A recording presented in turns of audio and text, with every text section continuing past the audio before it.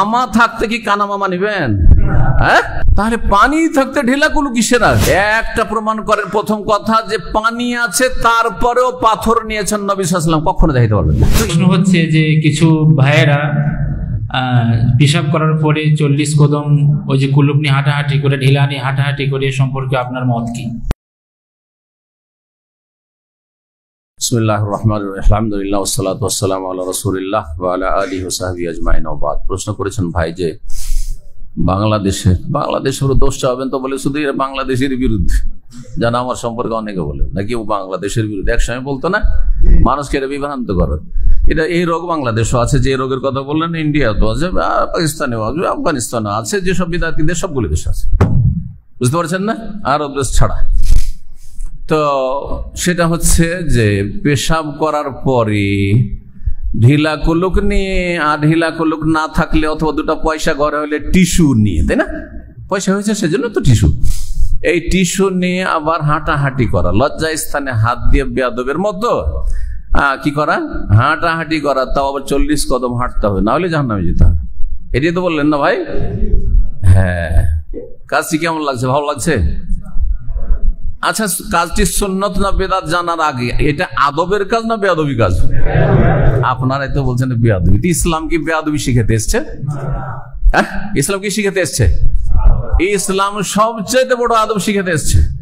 রাসূলুল্লাহ বলছেন আদাবানি রব্বি ফা আহসানা তাদিবি, আমার রব স্বয়ং আল্লাহ আমাকে, রাসূলুল্লাহ বলছেন নবী আমাকে আল্লাহ আদব শিখিয়েছেন আর সুন্দর করে আদব শিখিয়েছেন, সুবহানাল্লাহ। আর সেই আদবগুলি রাসূলুল্লাহ সাহাবায়ে কেরামদেরকে শিখিয়েছেন, সাহাবায়ে কেরাম তাবেঈনদেরকে, আর তার পরম্পরা আমরা শিখেছি রাসূলুল্লাহ সাল্লাল্লাহু আলাইহি ওয়াসাল্লাম থেকে, তাই না? সুবহানাল্লাহ। তো ইসলাম হচ্ছে আদবের দিন, আর লজ্জা স্থানে হাত দিয়া মানুষের সামনে হাঁটাহাঁটি করা, চলাফেরা করা বেয়াদবি, এতেই তো নাজায়েজ হয়ে যায়। তারপরে দেখতে হবে যে রাসূলুল্লাহ সাল্লাল্লাহু আলাইহি ওয়াসাল্লাম জীবনে এরকম করেছেন। হ্যাঁ, একটা প্রমাণ করেন, প্রথম কথা যে পানি আছে তারপরেও পাথর নিয়েছেন নবী সাল্লাল্লাহু আলাইহি ওয়াসাল্লাম, কখনো দেখাইতে পারবেন না। এটাও মনে রাখেন, কারণ এই ক্ষেত্রে অনেক আলেমরা আমাদের ভুল ধারণা মনে করে যে না, পানি থাকলেও আগে ঢিলা দিয়ে সাফ করেন আর তারপরে পানি ব্যবহার, দুটো জমা করা, এর একটিও দলিল দিতে পারবেন না। শুধু কোবাবাসী সম্পর্কে যে বলা হয়েছে সেটাও জয়ীফ, সহিহ না, অথেন্টিক একটিও না। তাহলে দুটো জমা করাও বিদআত।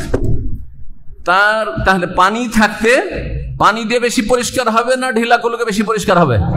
তাহলে পানি থাকতে, হ্যাঁ, মামা থাকতে কি কানা মামা নিবেন? হ্যাঁ, তাহলে পানি থাকতে ঢিলা কুলু কিসের? হ্যাঁ, একটা কথা বলি এখানে, আজকাল অনেকে কাপড় ধরেন, আন্ডার প্যান্ট অথবা পায়জামা ভিজে যাবে সেই জন্য টিস্যু ব্যবহার করছেন, সেটা আলাদা কথা, যে আমার পায়জামা কাপড়টা যেন ভিজে না যায়, সেটা ভিন্ন বিষয়। কিন্তু লজ্জা স্থান মুছার জন্য পেশাব মুছতে হবে টিস্যু দিয়ে বা ঢেলা দিয়ে, তারপরে পানি ব্যবহার করতে হবে, এই দুটো জমা করা, এইটাও বেদাত। কোনো দলিল নেই, ভালো করে শুনুন, আমি চ্যালেঞ্জের সাথে বলছি। 2 নম্বর কথা, যদি ঢিলা কুলুকে ব্যবহার করতে হয় তো আদব হচ্ছে যে সেখানে বসে, পানি নেই তাহলে কি করবেন? ঢিলা কুলুক বা টিস্যু ব্যবহার করবেন, তাহলে সেটা সেখানে বসেই করতে হবে। এই নয় যে সেটা ধরে হেঁটে বেড়াবেন মানুষের সামনে, আর তাও 40 কদম, এগুলো বেদাত, বুঝতে পারছেন না? এরকম বেদাতি কাজ করবেন না। সেটা যেই করুক, তবলিগ জামাত করুক আর জামাত ইসলামী করুক আর আহলে হাদিস করুক, আহলে হাদিস করলে বেদাত হবে না? একজন আহলে হাদিস ওই 40 কদম হেঁটে বেড়াচ্ছে, তো বলবেন না যেহেতু আহলে হাদিস করছে সেজন্য জায়েজ নাকি? হ্যাঁ, একজন সৌদি করলে জায়েজ হয়ে যাবে নাকি? ভাই, জায়েজ হবে না, কারোর জন্য জায়েজ। ইসলামের বিধান সবার জন্য এক, আল্লাহ বুঝার তৌফিক।